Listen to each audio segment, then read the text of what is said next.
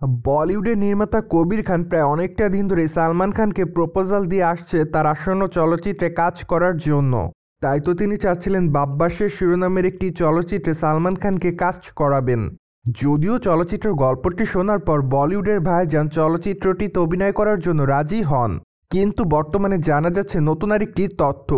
কেননা সম্প্রতি জানা যায় যে সালমান খান বর্তমানে বাব্বাসের চলচ্চিত্রে কাজ করতে রাজি নয়। মূলত এই তারকা চাচ্ছেন চলচ্চিত্রের কাজটি পরবর্তীতে করতে।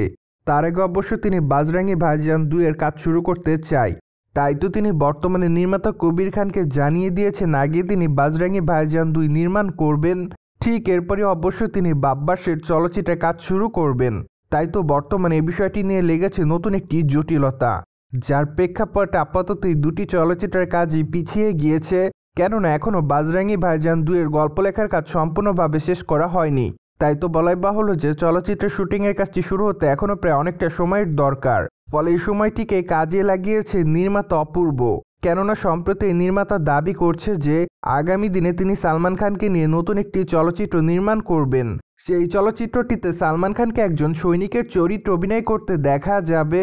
এমনকি চলচ্চিত্রের গল্পটি মূলত হবে চীনের 1200 সৈন্যের সঙ্গে ভারতের 200 সৈন্যের লড়াই। আর এই লড়াইকে নেতৃত্ব দিতে দেখা যাবে বলিউডের ভাইজান সালমান খানকে। তাই তো বলাই বাহুল্য যে এবার গতানুগতিক গল্পের বাইরে গিয়ে ভিন্ন কিছু করার চেষ্টা করছে সালমান খান। ফলে অনুমান করা যাচ্ছে যে তার এই চলচ্চিত্রটি হয়তো তার দর্শকদের কাছে নজর কাটতে পারে। পাশাপাশি চলচ্চিত্রটি খুবই বড় বাজেটের হবে এমনটাই জানিয়েছে আপাতত চলচ্চিত্রের নির্মাতা অপূর্ব। তাই তো বলাই বাহুল্য যে সালমান খানের নাম ঠিক না হয় চলচ্চিত্রটিকে কেন্দ্র করে সম্প্রতি তার সকল ভক্তদের মধ্যে বেশ কিউরিওসিটি লক্ষ্য করা যাচ্ছে। যাই হোক, আগামী দিনে সালমান খানকে অবশ্য নতুন অবতারেই দেখা যাবে। পাশাপাশি এই চলচ্চিত্রটির জন্য বর্তমানে সালমান খান নিজেকে তৈরি করছে। তাই তো তিনি তার মেদ ভুঁড়ি কমানোর চেষ্টায় রয়েছে। কেননা এখানে তাকে যেহেতু একজন সৈনিকের চরিত্রে অভিনয় করতে দেখা যাবে, তাই তো বলাই বাহুল্য যে তার ফিটনেসের অনেকটা পরিবর্তন দরকার। আর এই জন্যই বর্তমানে তিনি নিয়মিত জিমের মধ্যেই রয়েছে। যাই হোক, চলচ্চিত্রটির আনুষ্ঠানিক ঘোষণা অবশ্য খুব শীঘ্রই দিবেন চলচ্চিত্রের প্রযোজনা সংস্থা।